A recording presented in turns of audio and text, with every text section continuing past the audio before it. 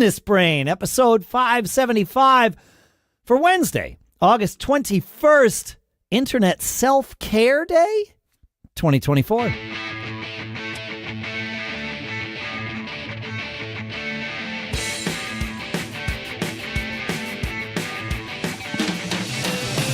Greetings, folks, and welcome to Business Brain, the show where we take an idea or an event or a something, we analyze it, we dissect it, we use it to help tune our business brains to be better in the future so we can all keep living that charmed life. Here in Durham, New Hampshire, I'm Dave Hamilton. And I'm still out here in California. I'm Shannon Jean, and I'm happy to be here. I am happy to be here, too. I am somewhat surprised to be here. Not that I'm surprised that we're doing the show. That's normal. Yes. We'd scheduled it. It was on my calendar. I have time to do it. I'm focused. I'm here. It's appropriate that this is Internet Self-Care Day. I think the whole vibe behind that is the internet is a resource for a lot of things. Why not use it as a resource for some self-care or whatever? Yeah, and that's cool. I feel like I need some of that this week. And we're recording this a week in advance because when it comes out, I'm going to be at Podcast Movement, which is part of my issue. I am a very productive person. I like to say that, and I like for it to be true. This week, I'm starting, and even the last couple of weeks, I'm starting to wonder how productive is too productive, and at what point does focused productivity just become another form of busy? Yeah. Because this week I am so packed with things. Like let's see, Monday. I don't even remember what Monday was. That was the first day of the week, wasn't it? I'm sure it's I had a blur. Yeah, it's a blur, right? Yeah. So I had some events on Monday, and then Tuesday we recorded this show. I had some meetings in the morning, and then I had a rehearsal that night for Rocky Horror that I'm playing this weekend. That's Wednesday, cool. same kind of thing. Right. All of these things are great. Wednesday, same kind of thing. Also a rehearsal Wednesday night for Rocky Horror. Thursday today, I've been in meetings all day, having to prep this podcast, although I didn't do as much of that as I needed to until we got together, because it was only 20 minutes before we got together that I saw, we're doing this on Thursday. Yeah. Right. I have time for it. It's there. But my day has just been packed. And I like how productive I am when my day is packed. If my day has nothing scheduled, I often wind up saying, well, I could take this little detour right now and do what I need to do later. Whereas when my day is packed and I know I don't have any wiggle room, then I just have to get to it I'm doing it right now. And I had meetings all day. I have this. I was supposed to have a rehearsal tonight. That just got canceled. That's a good thing. But then tomorrow, I have a podcast in the morning. I have a gig 2 hours away at 6 p.m. And then at midnight, I have that Rocky Horror to play. And then on Saturday at 2 p.m., from 2 p.m. to 4 p.m., I have another gig. This is now a third band that I'm playing with. From 2 to 4, maybe in, 40 minutes away in Maine or something. And then at 6 p.m., I'm playing a gig an hour and 10 minutes away from that. Ooh. Yeah, it'll be a tight thing. They can start without me. Nice. This particular thing. Yeah. But so 4 different gigs with 4 different bands in basically 24 hours. Sounds like you're living hours. a charmed life to me. It does sound that way, and but I have found that I'm not able to be as focused, as polished at the things that I'm doing. Like this show is a perfect example, but it's not the only example this week where, we showed up and it was like, oh crap, I forgot that we were recording. Also, because it's not our normal Tuesday, I didn't have it on my calendar ahead of time to do all of my prep and everything, to figure out what the special days of the week are and those sorts of things. So I had to do that when we got together. Right. And I don't like to do that when we get together because that's now wasting your time. And so all of my things this week are going to suffer because my schedule is a little too packed, is the reality of it. Yeah. It's easy to fall into that. I was going to say fall into that trap, but it's just easy if you're somebody who gets a lot of things done and you maximize your time, it's like a magnet for other things and for other people to ask you to, hey, could you do this? Could you do that? I have a couple of volunteer organizations that I help run. And I can tell you that when I got involved, and one of the reasons why I got involved, because I had more time on my hands. But now that I'm in the middle of building something, I don't have as much time. And I could see it, to your point, I could see things falling by the wayside. I can't get back to people in a timely manner. I use your thanks for your patience on a daily basis. And I've just had to kind of come to grips with that, because I pride myself on being quick and responsive and super resourceful, and let me help you fix that. But I've just had to start telling people, hey, my time is limited, so it's going to take me a while to get back to you. Or I've also taken to telling people, hey, you don't have to involve me in this part of you've got this. Don't CC me on the email. I don't need to know, because I think you're very well equipped to get this project done or whatever. So, but yeah, it sometimes, like I said, you're dancing on the head of a pin, right?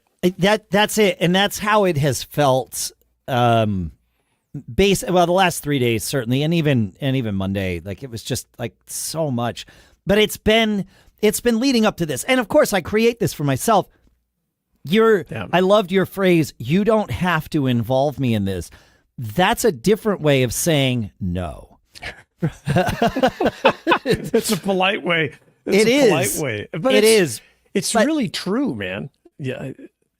People like to CC a bunch of people on, especially email and all stuff. It's like, I don't need to be here. And I'm not saying that like I'm discounting the work you're doing. It's awesome that you're doing this, but you don't need to do it together. I'm not like now if it's something you need my approval or you want my feedback, well, that's great.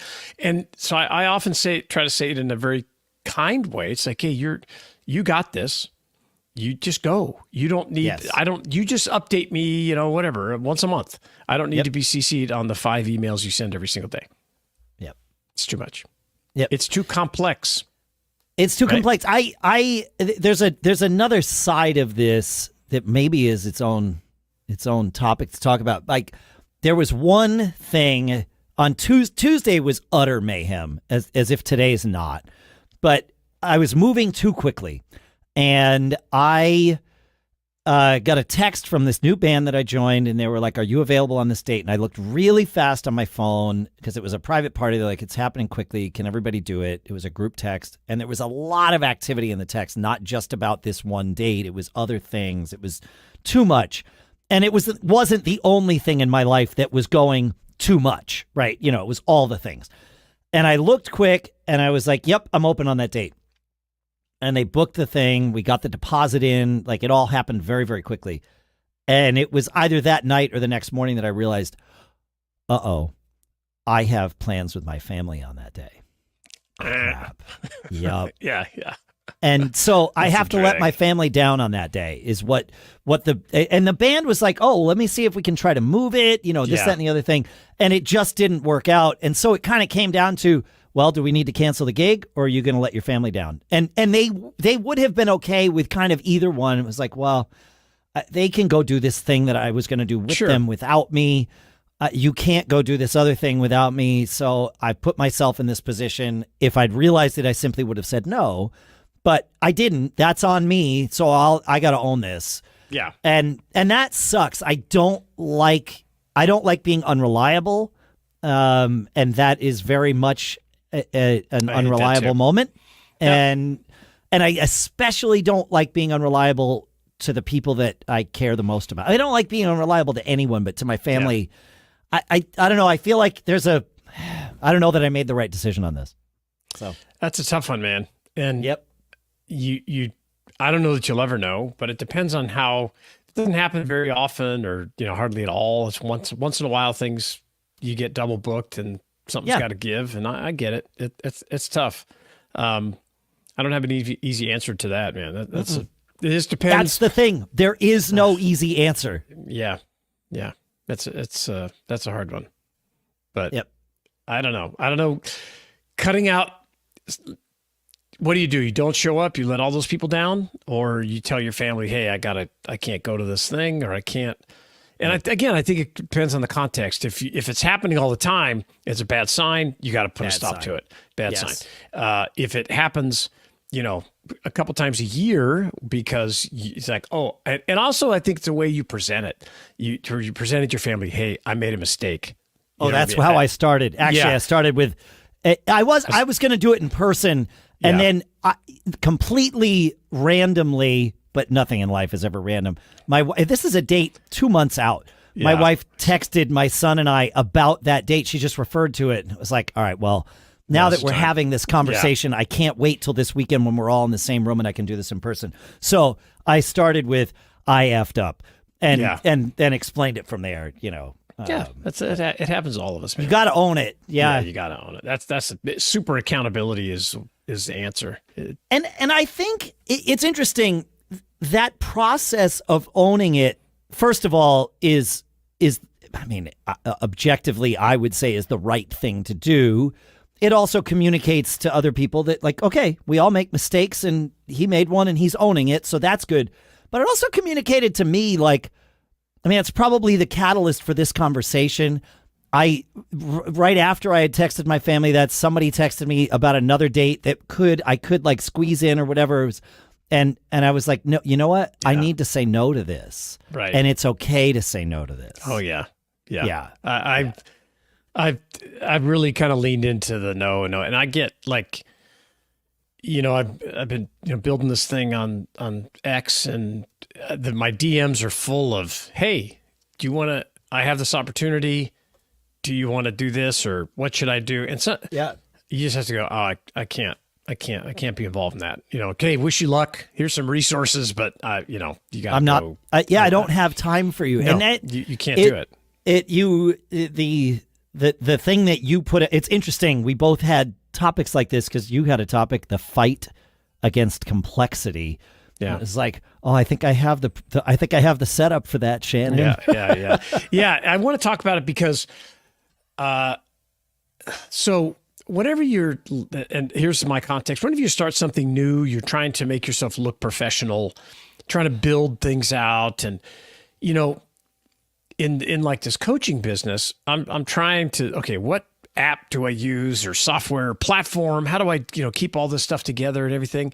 And I found myself trying to overcomplicate it to make me look more sophisticated than I really am, as almost like a crutch, in the sense that this app looks really good and I'm going to do this. And, I actually just reverted back to planning document that I created in Google Sheets to work. It's like, hey, here's our objective of our call. Here's the agenda. Here are the action items. It's very simple. And it just reminded me that simplicity should be the system. I almost said the G word, but I didn't want to swear on the show. GOAL. So, the simplest systems, they're just the easiest to make succeed and to be successful in. And complicating things to make yourself, and when I say yourself, I mean me, sound better, or like you know what you're doing and all that. You have to really fight against it, or I do at least, and I bet there's other folks that do it. And I think it's in all aspects of our business. How your customers, what is the fastest way that they're going to get to your product or service? How can you eliminate the layers that in between your customer service department and your customers themselves? And just thinking about simplicity and removing unnecessary barriers to being successful. And it just really hit me as I was building this stuff out. I definitely follow that. And it's not necessarily to prioritize simplicity, although that's probably, I might be saying the same thing. I do it to prioritize action. right? If a system is too complex to get set up, that friction, I'll be aware of it, and I'll be like, I don't want to like have to send this to this person because that's going to take me all this time and mental energy to get going. Maybe I should just cancel the call, reschedule it for next week. And it's not that I don't want to do the call with the person. It's that I don't want to do the setup for the call with the person, right? Yes. And so I have learned to just use those very simple things. And it often, not always, starts with a Google Doc or a Google Sheet. And it's like, we can collaborate on this, and this is a great place. And I'll do that until I realize that has become the friction point. Yes. If you outgrow that, I get it. You got to go to the next level or something. Then we either build something or, find a new platform or whatever. But yeah, starting with because Google Sheets and Google Docs are ubiquitous. Everybody has access to them. Everybody knows how to use them. Yeah, you don't pay. I mean, you pay with your data. Yeah, but it's, whatever. But that's why I actually do a lot of those on my Synologies because they're it's my data. I own. Right, it. that's nice. Your own cloud. But it's private cloud, but same. Yeah. It's exactly the same thing. Yeah. And it's like I think Steve Jobs always said, "Hey, the customer or the user of this software or whatever it is has to get done within like 2 clicks, right? Yes. Or maybe it was 3 or something. But think about all the steps that your customers or just people you interact with have to go through to get things done, and see if there's just ways you can remove that complexity because it just takes too much time, man. Even like this one of these volunteer groups that I'm in, it's primarily an older crowd. And I don't want to say they're technically challenged, but they often want me to print out like 100 pages of stuff to bring to the meeting. Oh, no. Exactly. And I refuse, of course, because and I'll say, hey, I'll put it up on the website on a password protected page, and everybody can log into it and do whatever they need, print it out themselves. You want to print it? Yeah, go ahead. You got it. You got it. I'm like, I'll say, hey, I'm not going to print out 100 pages of anything ever again in my life. But I just keep running into this. Keep it simple. Was it, KISS, keep it simple, stupid, and another part is as I'm interacting with lots of business people, the folks that can explain how their business works, like in one sentence, like we had Joe Benson on, well, it's actually today, or no, yesterday it got released. Yeah, last week. Last week, because this will come out. Yeah. So with Eversight, and, he described what their business was in quick. And I've noticed that if you can't do that, if it's some roundabout way and we work with this group and we make this cut of this and we're set up to do this and we're close to this and then all we have to do is this, it's like, maybe I'm just not smart enough. It's too sophisticated for me. And that tells me right then, do not get involved in this. Yeah. If you do that for your business, because certainly every business I've had, if you asked me at a certain point in the business's evolution, what do you do? I would give you this circuitous description of it because I'm seeing it as the thing that we evolved, right? Like, yeah. And so what I've learned to do is notice that and then stop and say, okay, get impatient with myself. Give myself, 12 words. Yeah, what is it that you do? And I'll do that sometimes. Like, well, it's this website where we have people and we provide news and reviews for Apple users. Like, you got it. Like that's it. That's it. And I got to the point where it's so complicated to try to describe what I did talking about that. I would just say, I'm in the technology business. And now if they want to ask more, like, oh, well, what kind of technology? What do you do? Okay, well, then we're having a discussion. It's not a 5-second, then you go down. Well, the beginning of this show, I used to stumble through how to describe what you were about to hear us do at the beginning of every episode. And one of you, David Dawson, one of our listeners, called me out on it and was like, you need to get better with that. Because I listen because I know what the show's about. but anybody coming in would think you have no idea what the show is about. And it was like, oh, right. Good point.